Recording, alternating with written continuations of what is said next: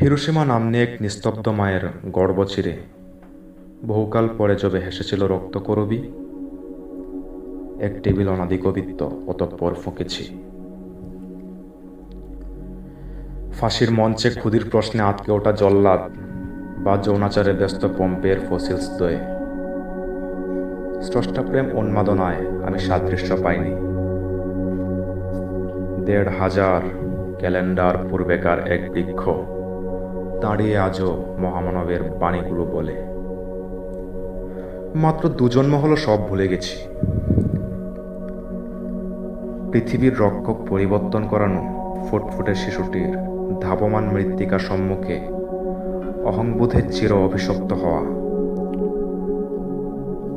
বা স্রষ্টাকে হারিয়ে পৃথিবীর দিশেহারা উন্মাদ সত্তাগুলো ফিরআউন, হামান, নমরুদ বা যুগের জাহেল সমুদয়, প্লেটো, অ্যারিস্টটল, আলবার্ট বা ভারতীয় মানবধর্মী অযৌক্তিক যুক্তিবাদীগুলো।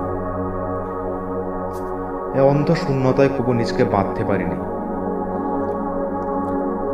মহাশূন্যে পতিতাসহ কেবিন ওড়ানো মহাকাশে অবিশ্বাসী মানুষগুলো স্রষ্টা নিয়ে ততটা চিন্তিত নয়।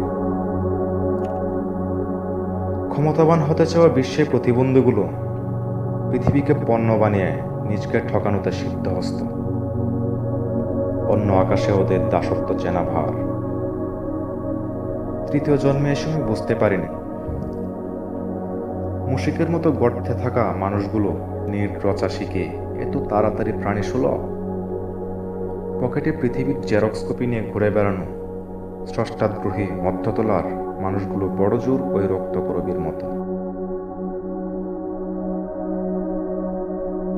ক্ষমতাবান হতে চাওয়া বিশ্বের প্রতিবন্ধীগুলো পৃথিবীকে পণ্য বানিয়ে নিজকে ঠকানোতে সিদ্ধহস্ত। মহাশূন্যে পতিতাসহ কেবিন ওড়ানো আকাশে অবিশ্বাসী মানুষগুলো স্রষ্টা নিয়ে ততটা চিন্তিত নয়। পৃথিবীর রক্ষক পরিবর্তন করানো ফুটফুটে শিশুটির ধাবমান মৃত্তিকা সম্মুখে অহংবোধে চির অভিশপ্ত। ফাঁসির মঞ্চে ক্ষুদির প্রশ্নে আটকে ওঠা জল্লাদ বা যৌনাচারে ব্যস্ত পম্পের ফসিলস দয়ে স্রষ্টা প্রেম উন্মাদনার আমি সাদৃশ্য পাই। ক্ষমতাবান হতে চাওয়া বিশ্বের প্রতিবন্ধীগুলো পৃথিবীকে পণ্য বানিয়ে নিজকে ঠকানোতে সিদ্ধ। পৃথিবীর রক্ষক পরিবর্তন করানো ফুটফুটে শিশুটির ধাবমান মৃত্তিকা সম্মুখে অহংবোধে চির অভিশপ্ত। ফাঁসির মঞ্চে ক্ষুদির প্রশ্নে আটকে ওঠা জল্লাদ বা যৌনাচারে ব্যস্ত পম্পের ফসিলস দয়ে স্রষ্টা প্রেম উন্মাদনার আমি ক্ষমতাবান হতে চাওয়া বিশ্বের প্রতিবন্ধী পরিবর্তন করানো ফুটফুটে শিশু পণ্য বানিয়ে নিজকে ধাবমান মৃত্তিকা সম্মুখে অহংবোধে চির অভিশপ্ত হওয়া।